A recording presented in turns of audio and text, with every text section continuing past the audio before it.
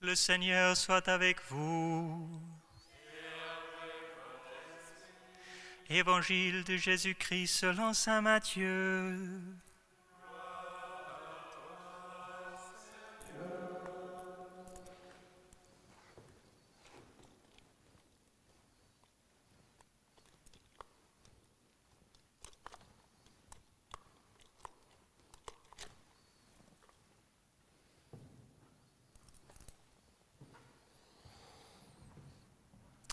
En ce temps-là, Jésus disait à ses disciples cette parabole. Le royaume des cieux sera comparable à 10 jeunes filles invitées à des noces qui prirent leurs lampes pour sortir à la rencontre de l'époux. 5 d'entre elles étaient insouciantes et 5 étaient prévoyantes. Les insouciantes avaient pris leurs lampes sans emporter d'huile, tandis que les prévoyantes avaient pris avec leurs lampes des flacons d'huile. Comme l'époux tardait, elles s'assoupirent toutes et s'endormirent. Au milieu de la nuit, il y eut un cri « Voici l'époux, sortez à sa rencontre !» Alors toutes ces jeunes filles se réveillèrent et se mirent à préparer leurs lampes. Les insouciantes demandèrent aux prévoyantes « Donnez-nous de votre huile, car nos lampes s'éteignent. » Les prévoyantes leur répondirent « Jamais cela ne suffira pour nous et pour vous.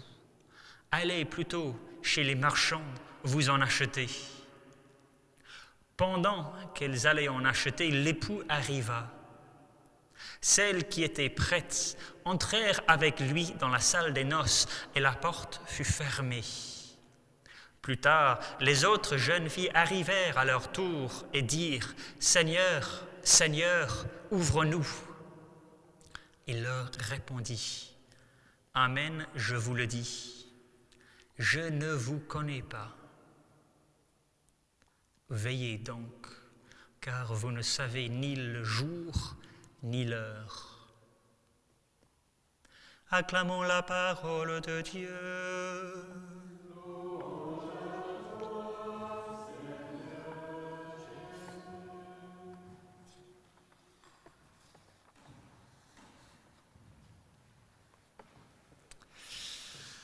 J'avais prévenu de commencer mon homélie avec un temps de questions-réponses. Vous savez, les homélies pour les enfants où le prêtre il descend, parler avec les enfants, avec le micro.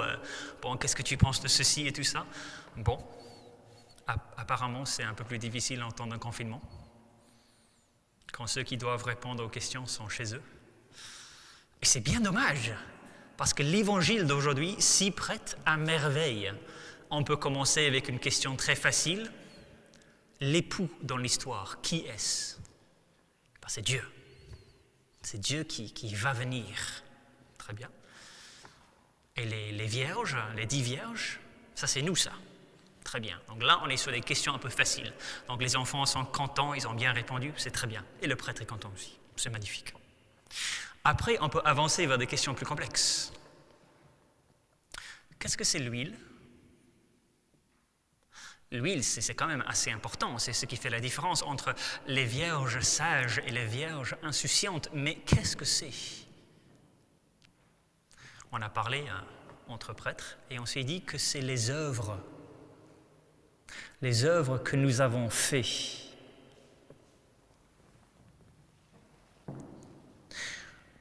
Les œuvres que nous avons faites pour être enfants de Dieu, pour agir comme Dieu.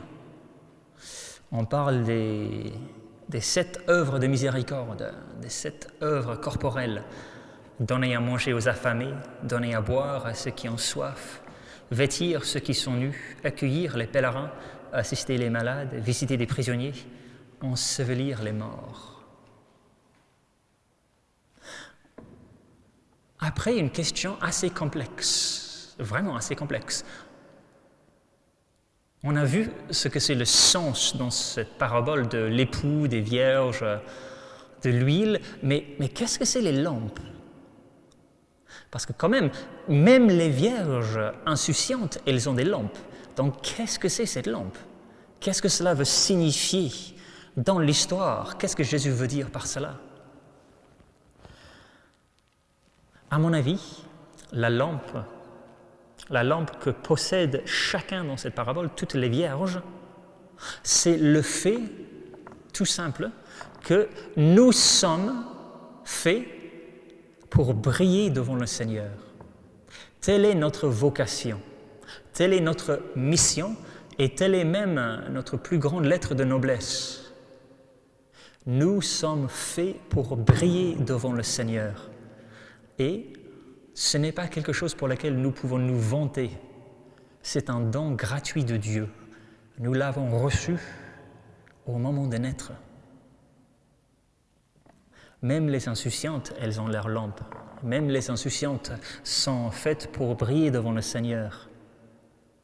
Et donc la question pour 1000 francs, c'est la suivante.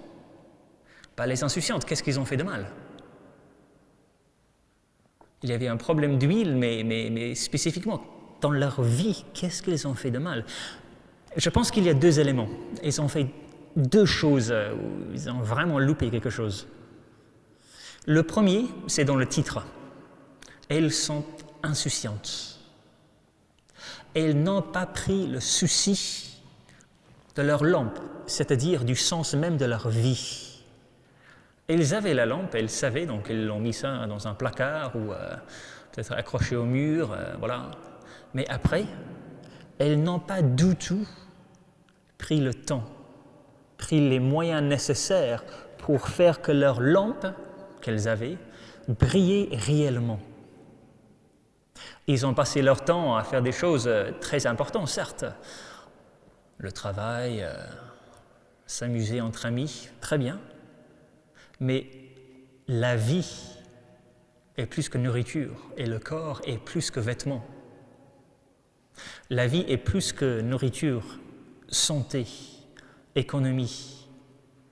Dans un moment où nous sommes confinés et notre gouvernement, notre société met tout en place pour assurer la santé et l'économie, en oubliant totalement que l'homme est fait pour bien plus que cela, à nous de ne pas tomber dans les mêmes pièges que les vierges insouciantes, qui ont oublié que leur vie est faite pour tellement plus. Elles sont faites pour briller devant le Seigneur. Telle est leur première erreur. Il y a un petit détail qui, pour moi, m'a beaucoup aidé à comprendre cette histoire, cette parabole. Et c'est la question du fait que toutes les 10 vierges se sont endormies. Pour une parabole où quand même la chute, le message final, le dernier verset, c'est « Veillez donc », le fait que tout le monde s'est endormi, c'est un peu bizarre. Donc, dans l'histoire, qu'est-ce que c'est ce sommeil? Qu'est-ce que c'est ce fait que tout le monde s'est endormi? Pour moi, il s'agit d'une parabole eschatologique. Il s'agit d'une parabole de la mort. Le fait que toutes les vierges se sont endormies, c'est parce que c'est une histoire de notre vie. Le sommeil, c'est la mort. Et la liturgie est d'accord avec moi. Je suis très heureux qu'on s'attende comme ça, parce que la 2e lecture, c'est Saint Paul. Qu'est-ce qu'il dit ? Nous ne voulons pas vous laisser dans l'ignorance au sujet de ceux qui sont endormis dans la mort. Donc vraiment, le sommeil, c'est la mort. Et ça éclaire pas mal notre histoire. Parce que, par exemple, cela explique pourquoi les vierges sages ne peuvent pas donner de leur huile aux vierges insouciantes. Parce que ils sont tous déjà dans la vie éternelle. Les vierges sages, leur lampe est déjà allumée, en train d'attendre l'époux qui arrive. L'huile est déjà dans leur lampe, en train de brûler. Ce n'est pas possible de donner, parce que c'est en train d'être utilisé. Ceci explique pourquoi il est impossible. Et donc, avançons vers la 2e erreur de nos amies insouciantes. Leur 2e erreur, c'était de partir, vouloir acheter de l'huile au milieu de la nuit. c'est quand même pas très malin.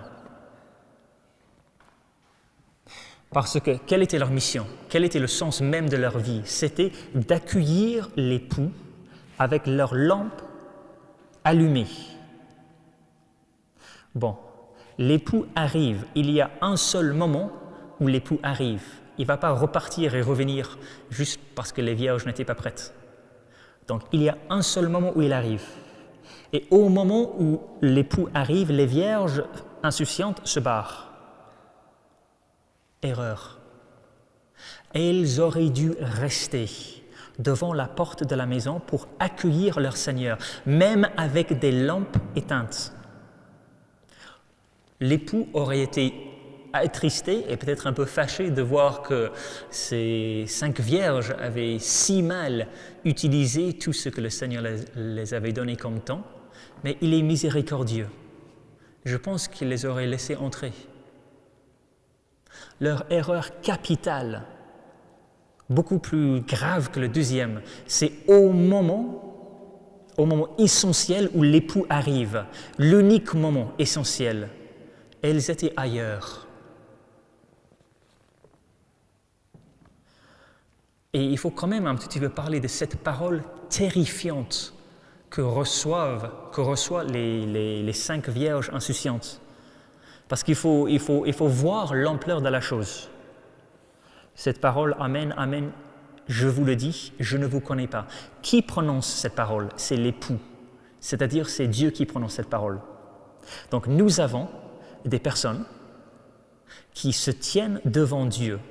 Dieu qui est tout-puissant et Dieu qui sait toutes choses. Dieu qui connaît chacun de ses enfants. Il est quand même omniscient, Dieu. Il sait toutes choses. Et donc, les vierges se tiennent devant un Dieu qui sait toutes choses et un Dieu pour lequel elles sont faites. Parce qu'elles ont leur lampe, elles sont faites pour briller devant le Seigneur. Tel est le sens même de leur vie. Et Dieu prononce cette parole avec une tristesse et une déception presque infinie en regardant ses propres créatures, et il dit « Amen, je ne sais pas qui vous êtes, je ne sais pas ce que vous avez fait de vous-même. Ce que je regarde maintenant m'est inconnu, moi qui sais toutes choses. » Cette parole, pour moi, c'est une des évocations les plus puissantes dans la Bible de ce que c'est l'enfer.